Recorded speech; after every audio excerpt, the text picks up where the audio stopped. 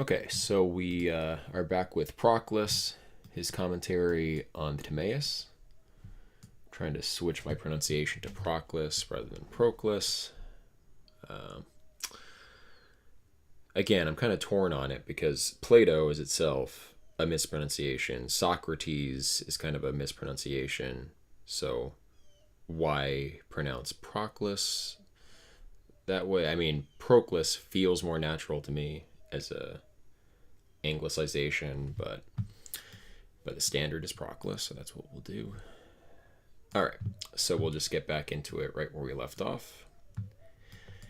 Here, however, Aristotle particularly blames the second assertion of Timaeus.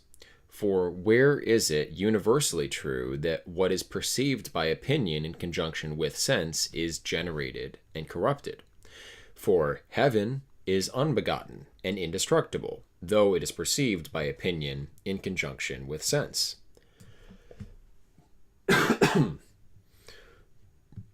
Well, I would guess the solution to this is that the heavens are in the world of generation in one sense, although they're not created in time. So Aristotle always uses the strict sense of generated, as in had a beginning in time.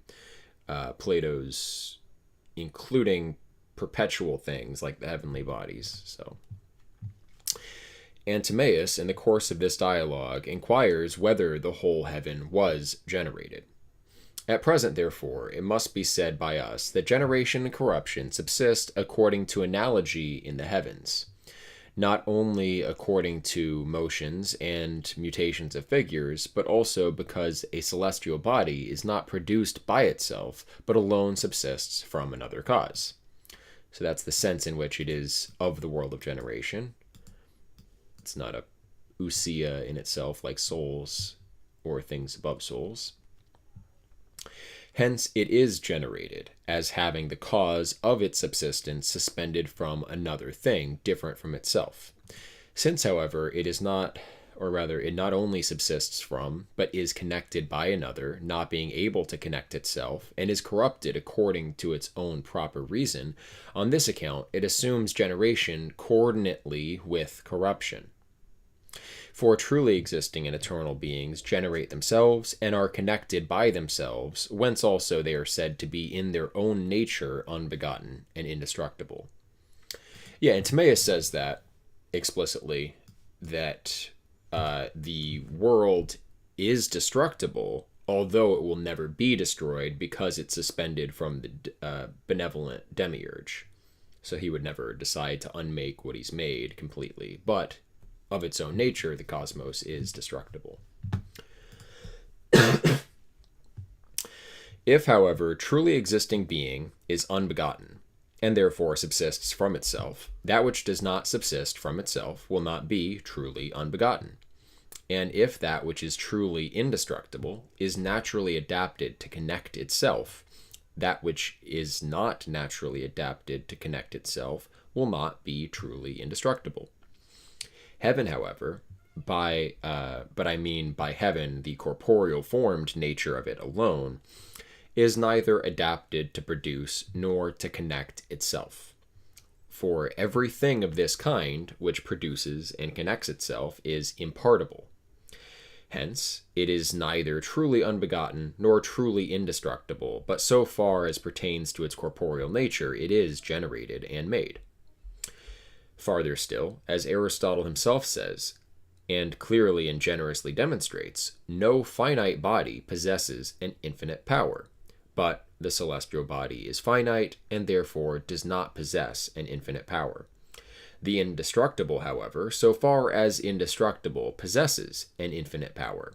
Hence, body, so far as body, is not indestructible. So that from the reasoning of Aristotle, it is demonstrated to be a thing of this kind. But after what manner the heaven is unbegotten and perpetual will be manifest to us shortly after. Now, however, this alone is evident from what has been said, that everything corporeal is of itself or in its own nature generated and corrupted, but never truly is, as Plato also says in the Statesman. For he there observes, quote, That to subsist always invariably the same alone pertains to the most divine of all things, but the nature of body is not of this order.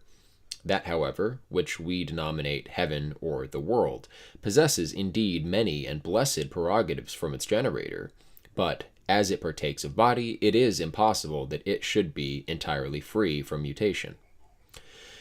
We have shown, therefore, how the heaven falls under the above-mentioned distinctions. If, however, the daimonical Aristotle should again doubt respecting what is said of eternal being, not enduring to say that everything which always is comprehended by intelligence in conjunction with reason, since the most divine of visible objects always exist, I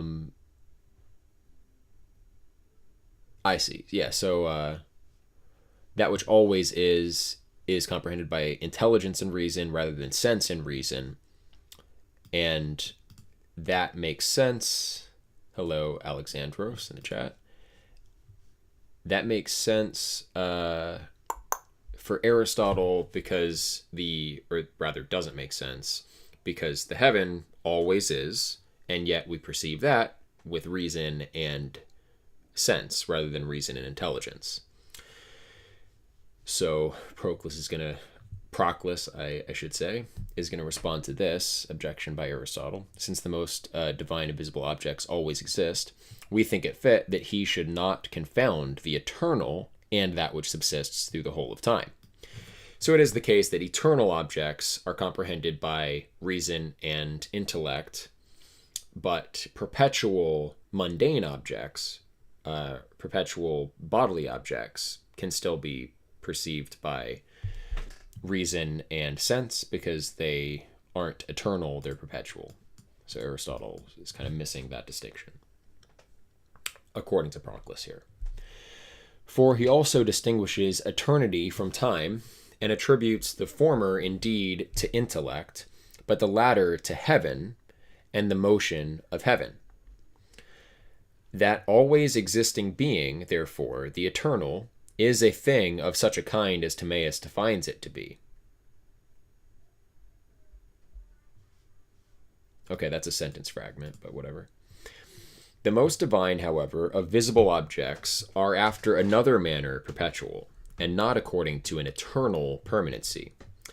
But they are produced in the whole of time from their causes, and the whole of their existence is in becoming to be. This also is said by Aristotle, that eternity is connascent with intelligibles, possessing and comprehending in itself infinite time, and therefore the eternal is truly intelligible. If, however, that which always is signifies the eternal, why is it necessary to refer the nature of heaven to this perpetual being? And why should we not say that it is always generated, or becoming to be, as being coextended with the perpetuity of time? So that we shall thus dissolve the objections from his arguments which he urges against these definitions. Since, however, we have replied to this inquiry, we shall dismiss it, for it will be spoken of hereafter. Okay, but in short, the opinion of Plato concerning criteria may from these things be assumed. For different persons admitting a different criterion, some asserting that it is sense, as the Protagoreans, others opinion, as he who said others. Oh, whoops, there's a quote. So, anyway, criterion, that by which we judge things. I feel like he's saying something more than what's written here, as in the criterion of heavenly objects, or I'm not sure what it is that he's talking about. I guess the intelligibles. But anyway, different people admit different criterions. Protagoras, man is the measure of all things. Everything is kind of up to the sense of the observer. I don't know if that's even faithful to Protagoras or not, but let's keep going with this so we can grasp what he's saying. Some asserting that it is sense, as the Protagoreans. Others opinion, as he who said, opinion is in all things framed. Okay, so the claim is that some people say different criteria should be applied universally. So some people say sense is the measure of all things. Some people say opinion is the measure of all things. others that it is reason, and others that it is intellect. So people universalize these different intellectual faculties. Of course, we know that Plato thinks that different epistemological faculties are appropriate to different objects. Plato divides the essence of the criteria conformably to things themselves, attributing intellect to intelligibles, dianoia to dianoetic objects, opinion to doxastic objects, and sense to sensibles. You must not, however, fancy that the criteria are on this account divulsed according to him from each other. So they're not totally separate. For the soul is both one and a multitude. If, therefore, the soul which judges is both one and a multitude, the judicial power will also be both uniform and multiform. Someone, therefore, may say, what is this one power? We reply, reason. Okay, so the judging faculties are therefore not fundamentally four and separate. There is a one among the judging faculties, and it is actually reason, because that's the most essential to our soul. The soul is essentially at the level of dianoia, the mathematicals, and we participate of intellect in the mode of reason. So we have an intellectual aspect of our soul, which subsists according to reason, but it's in the image of intellect. We have, impressions from opinion and sense that we cogitate through our rational faculties. We have these other faculties, but the soul itself subsists at the level of dianoia. So the one uniting factor, most fundamentally for us, is actually reason. For this, when it proceeds to the survey of intelligibles, uses both itself and intelligence. Not that intelligence indeed is the instrument, and reason that which uses it, as the Platonic Severus thought, considering intelligence as inferior to reason, but that intelligence, of course, an implement is inferior to the thing which uses the implement. So we shouldn't say that reason uses intellect or intelligence to cogitate intelligibles, but that intelligence is the light of reason, perfecting and elevating it, and illuminating its Gnostic power. So yeah, reason doesn't use intelligence as a tool. Instead, intelligence illuminates reason from above, elevates it from above, illumines the Gnostic power of reason by participation. But when it forms a judgment of middle reasons, it alone uses dianoia and itself, and through this is converted to itself. So reason is especially self-convertive when it examines dianoetic objects. Okay. So Paul, stop right there, illuminating its Gnostic power. Are you indicating some Illuminati aspect or Gnostic thing? Yeah, you should, Paul. Purchase the book. So yeah, by illuminating its Gnostic power, it just means that reason sympathetically energizes with the intellect that reason is suspended from. Yeah, agreed. This is good stuff here. All right. This subject matter here, it would help to read Iamblichus on the nature of mathematics as well. Okay. So when also it decides on objects of opinion, it moves opinion. So intelligence illumines reason, but reason does use opinion. It moves opinion. But in judging of objects of imagination, it excites the fantasy, and in judging of sensibles, sense. So fantasy, sense, and opinion are all inferior to reason, and reason kind of uses those as instruments or sets them into motion. For when it considers the sensible essence of forms, such as is every sensible object, it uses opinion as the coadjutor of its speculation. For in this the reasons of sensibles subsist. So the principles of sensible objects subsist at that level of, independent physical objects. That's what opinion essentially is about. Sensibles is the impression, the imaging faculty, but the opinion is about the objects themselves, which do have to be kind of conjectured in a certain sense. They're not given in the same way that the impression of sense is given. So reason is naturally coordinate with the mathematicals, and so it has to use opinion, this kind of conjecturing about the physical nature of things. For in this, the reasons of sensibles subsist. So sensibles, of course, are lower than the doxastic entities, which are self-subsisting physical objects. But the principle, the reasons of sensibles, this is how I'm interpreting it, are in the doxastic nature. So sensibles are the images that we can get from things, and those are caused by the physical objects themselves.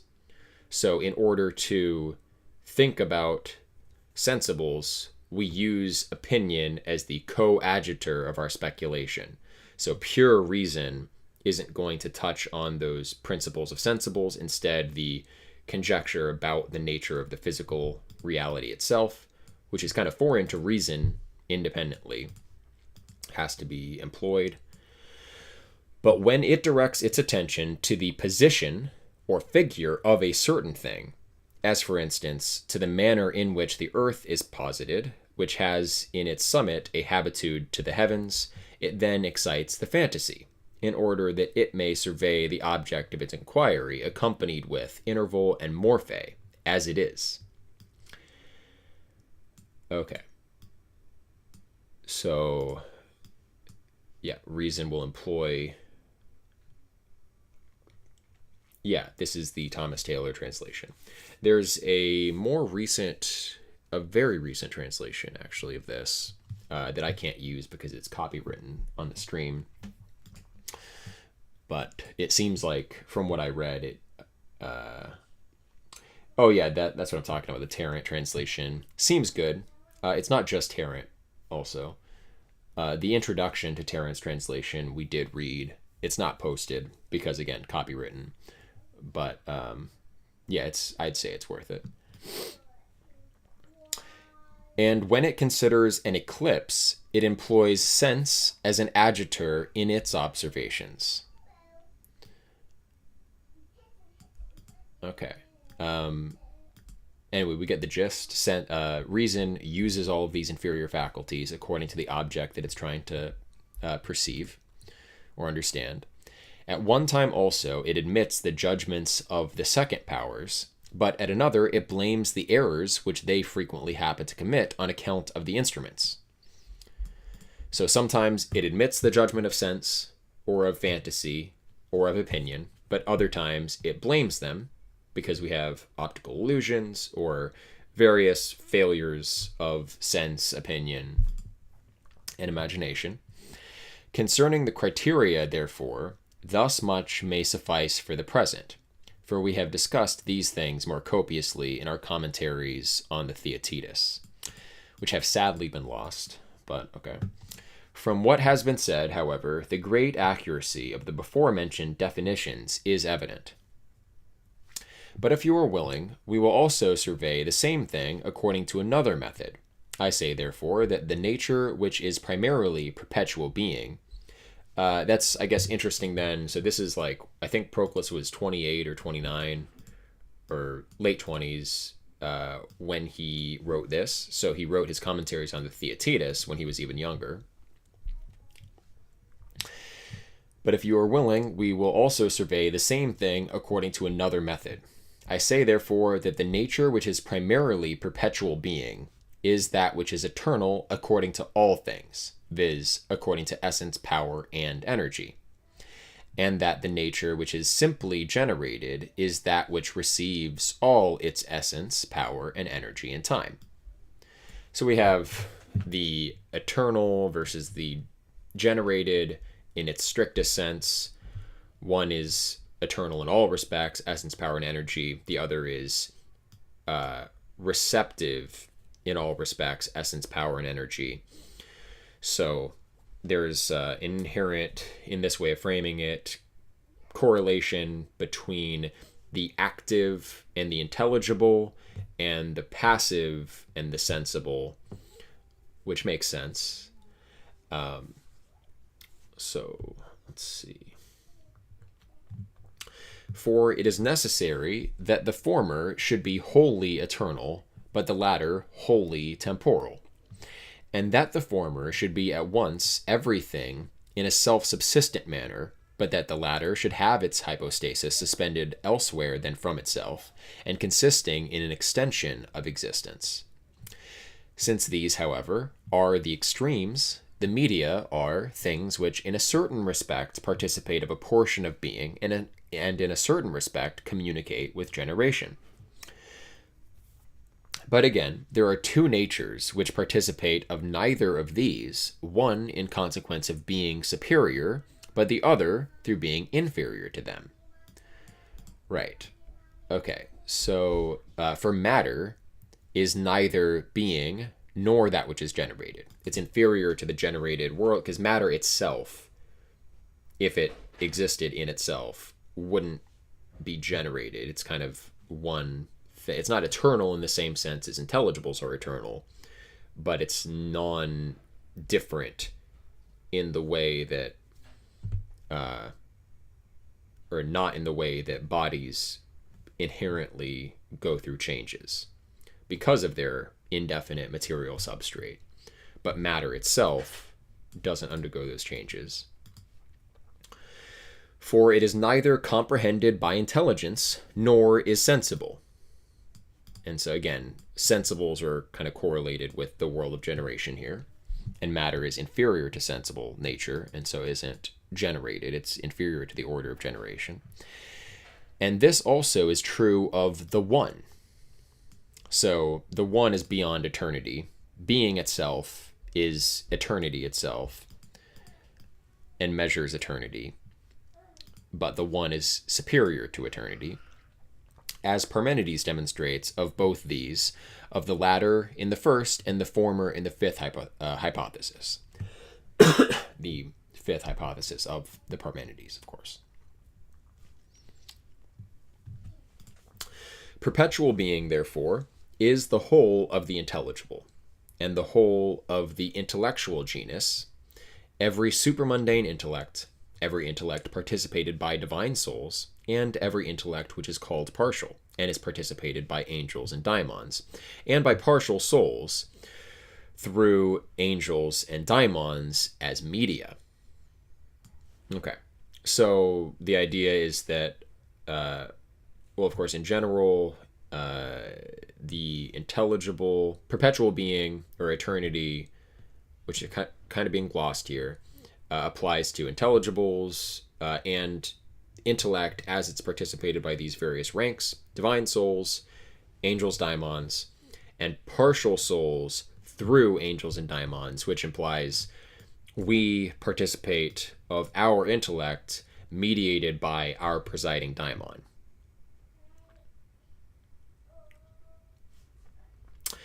And as far as to this, perpetual being extends. So the intellect in partial souls is the lower bound on perpetual being in the sense that Proclus is using it here, which is kind of synonymous with eternity. So eternity ends in the intellects of partial souls, which they receive through mediation of angels and daimons. For every intellect energizes eternally and is measured in the whole of itself by eternity.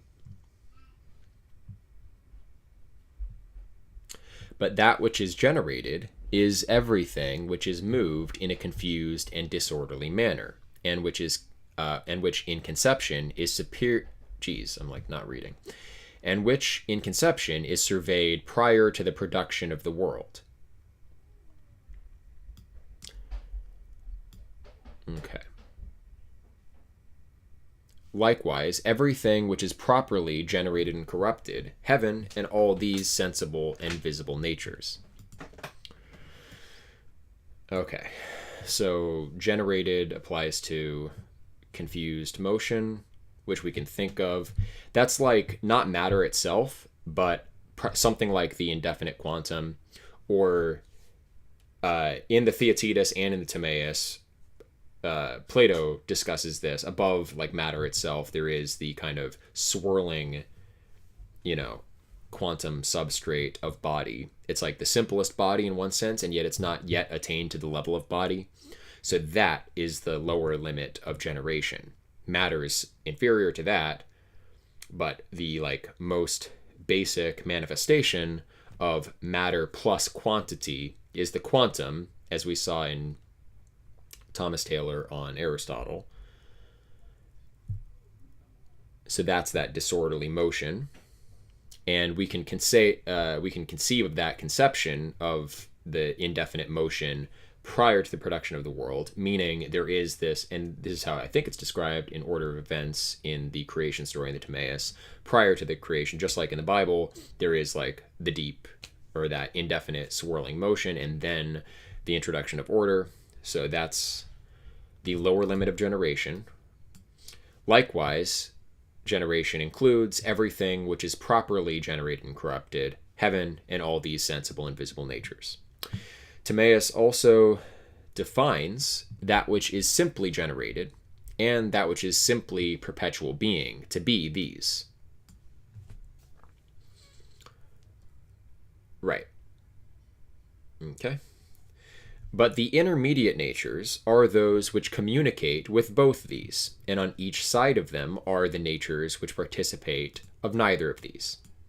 Okay, so we have these definite points that we're measuring against: intelligibles and sensibles, world of generation. In between, we have mixtures, and then on the outsides, we have inferior to generation or superior to eternity. Hence, Timaeus proposes both of them affirmatively and negatively, as, for instance, perpetual being and without generation, and again, that which is generated and is never real being. So from the quote, the lemma that we're commenting on here, he characterizes both of them positively and negatively. So perpetual being and without generation, and then is generation and is never real being, in order that through the affirmations he may separate them from things which are the recipients of neither, so excluding the extremities of superior to eternity, inferior to generation, but that through the negations they may be distinguished from things which in a certain respect participate of both. So we have these two poles that are going to remain fixed conceptually, so we can coordinate our cosmology. So we exclude the extremes with the affirmations and exclude the middle mixed natures by the negations. As these, therefore, are the extremes, viz. Every intelligible and intellectual essence and every sensible essence, let us direct our attention to the intermediate nature. Okay, so the sensible essence there, I mentioned this, I think, recently. Essence, in the strict sense, ousia, ends with souls. So sensible objects don't have essences, ousias, in the strict sense. But in the Aristotelian sense, they do have essences. Aristotelian substance is also translated from ousia. So there are two different senses of essence floating around. The strictly Platonic one only applies to things with eternal essences. But we can also see the Aristotelian sense of substance used. Let us direct our attention to the intermediate nature. For Timaeus calls both time and the soul generated. And it is evident that these, as not being sensible, are in a certain respect beings, like really real beings, and in a certain respect generated, but perfectly neither of these. And of course, souls have their essence in eternity, and their energies in time. So they're of the nature of generation in one respect with their activity, and then they're of the nature of intelligibles in their essence. Porphyry, therefore, rightly observes that Plato now defines the extremes, viz., that which is primarily being and that which is alone generated, and that he omits the media, such, for instance, as that which is at one and the same time being and a generated nature, like souls, or that which is both generated and being. So, yeah, if we have these two middle terms, there will be some entities which are predominantly being and subordinately generated, and there'll be others that are predominantly generated and subordinately being. I don't know what those classes equate to, actually. Of which being and generated are adapted to the nature of souls. But vice versa, okay, so we're getting that answer. Primarily being, subordinately generated, souls. Vice versa, that which is generated primarily and being secondarily are allied to the summit of generated natures. Okay, so reason principles of nature, I assume.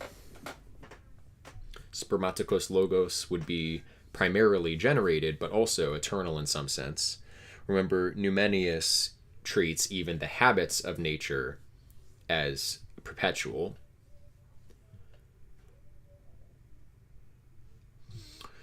Okay, such as this, however, is the nature of the universe which vivifies the universe.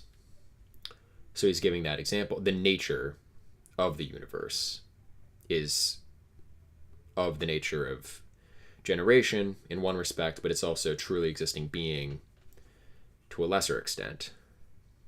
Nature is intermediate between soul and body, so nature is kind of like an eternal thing, although it's not separable from physical body. Nature doesn't exist on its own in its own hypostasis. It is bound up with the physical, but also has a kind of perpetuity, eternal existence. Whereas soul has an eternal existence and is separable from the cosmos. For this nature,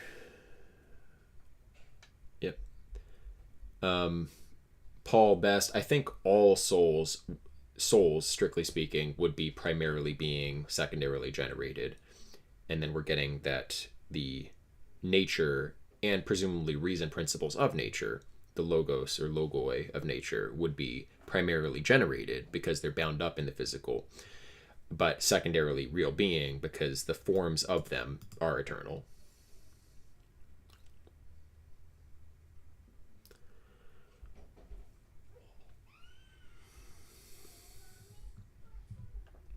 For this nature, so far as it is divisible about bodies, is generated, but so far as it is entirely incorporeal, is unbegotten. But it is absurd to say that matter is both generated and being. For thus it would be superior to generated sensible natures, since these are generated alone, but matter would also participate of being. And so I feel like there's a sudden shift in topic here. So again, Paul Best, some souls are malformed in the womb. Souls are eternal, have an eternal pre-subsistence. So it's not that they, become bad as they're being generated. Their souls themselves, strictly speaking, are never generated. Their activities come and go, but their essences are eternal. But there are partial souls, so we have partial souls in one respect, but there are even more partial souls going down to things that, shades that are not fully self-subsistent like real souls. In all these orders of being, you have the archetype, the perfected version, the prime example, the monad of its series, and that descends all the way down to partial members that, can't even be said to be real members of the series, but are just in the image of the series. So with souls, you would have the perfect soul, and then you would have, divine souls, daimonical, angelic souls, down to mortal partial souls, down to souls that are, merging basically into the next order down, which is the reason principles of nature. And so by that reasoning, the most inferior souls would kind of blend with the highest level reason principles of nature. So they'd have a similar mode of subsistence. So shades would be like habits of nature, similar to a given like logos active in the world. If that was clear, but we'll keep going. But matter would also participate of being. Yeah, and this topic shift seems like he's now addressing the issue of matter in some sense being an eternal form, but it's not. Matter is like cogitated by a spurious reasoning, not by real intelligence. For thus it would be superior to generated sensible natures, since these are generated alone, but matter would also participate of being. But if you are willing, separately to assume that which is alone perpetual being and that which is alone generation, by taking away from one of the definitions intellect and from the other sense, you will produce the definition of the medium. For this is known by reason and opinion. Okay, because we had, remember I think, negations. So both eternals and things generated wholly were characterized positively and negatively. The negative predications excluded the middle terms. So if we just remove one of those, keep one, remove the other, keep the affirmative, remove the negative predication, then we'll get the middle terms. For reason knows both itself and opinion knows itself and reason. The former, indeed, both in conjunction with cause, but the latter both without cause. For in this, reason and opinion differ from each other. Okay, so reason knows itself and opinion by the true cause of them, but opinion knows that a thing is, it doesn't know the reason why. Opinion knows reason that it is, and it knows itself that it is, but only reason knows reason why it is such, and knows opinion why it is such. For in this, reason and opinion differ from each other. Opinion also is known by reason, and reason by opinion, and the whole rational soul subsists through both these which are media. Thus, too, by assuming the worse of the two upward terms, viz. Reason, and making it to be spurious reason, and of the two downward terms, sense, and making it to be insensible sense, you will then have the manner in which Plato thought matter may be known, viz. By spurious reason and insensible sense. Right, so matter is not known as like an arche by the intellect. It's known by a spurious reasoning and an insensible sense, like the way we know a shadow, not by perceiving it, but by perceiving the absence of light. And we know the nature of formlessness, not by an intellection of the form of formlessness, but by in the same manner as the shadow. So, assuming likewise, analogously in each, that which is the better of the two, and making it to be spurious according to that which is more excellent, you will have the manner in which the one is known, viz. By a spurious intellect and a spurious opinion.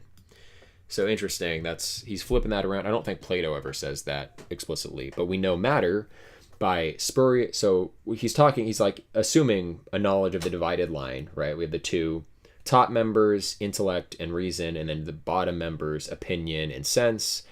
If we take the two bottom members of each half, so the bottom of the top, reason, and the bottom of the bottom, sense, make those spurious, it's the way we know matter, and then we take the top of the top, intellect, and the top of the bottom, opinion, and make those spurious, and then we have the way in which we know the one, which that's the first time we've seen that thought, which is interesting. And so there's this kind of like symmetry between the one and matter. Hence, it is not properly simple and is not known from cause. It is known, therefore, by a spurious knowledge, because it is known in a superior manner, according to each. So it's like by an absence of reason or an absence of sense, in some sense, that we know matter, but the way in which the intellect that knows the one is spurious is by going beyond its proper bounds, superior to. For opinion does not know. So, I mean, that reminds me from the Phaedrus of the state of mind of the poet, the authentic poet, which is inspired, that has to go beyond principles, beyond method. And so it's like you would say analogously that poetry, authentic poetry, is produced by a kind of spurious reasoning, not by not by falling short of proper reasoning, but by going beyond the bounds of reasoning in a kind of inspired way. For opinion does not know from cause, and the one is not known from cause, but from not having a cause. And intellect knows, right. So we know by opinion, because opinion knows that a thing is, not why it is, and there is no why behind the one, because it is its own principle and the principle of all things. An intellect knows that which is simple, but a spurious intellect knows the one because it is superior to intellectual perception. So it makes sense that the one in some way is known by opinion and intellect, because opinion knows that a thing is, but not why, and there is no why behind the one. And intellect knows simple things, and the one is simple, kind of. But in both respects, opinion doesn't know the one, like, according to its own Gnostic level. Opinion properly, not in a spurious sense, knows doxastic entities, that is, like, real physical things, and the one is beyond that, so it doesn't really know that the one is in the same sense that opinion knows that an apple is. But sort of analogously, we can know of the existence of the one. And then intellect knows simple things, but the one isn't strictly speaking simple. It's simple by analogy. And so in that analogous way, intellect knows it, but it's like a spurious kind of knowledge. The superior, therefore, here is spurious as with reference to intellect, as the one also is more excellent than that which is simple, such as that is which is intelligible to truly existing intellect, and to which intellect is allied and is not spurious.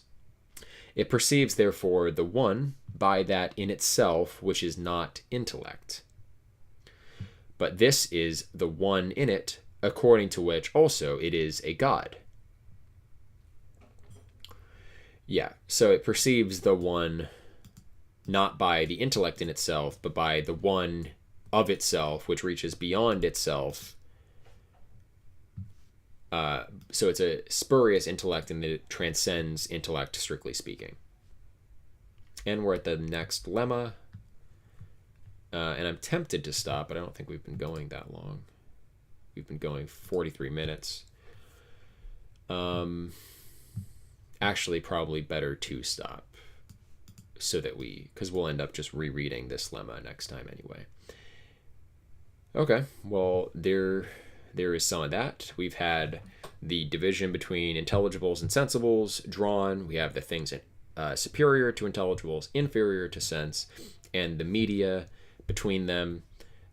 We have souls as primarily intelligible, secondarily sensible, I guess you could say, or primarily being secondarily generated, and then the reason principles of nature are primarily generated, secondarily being in some sense.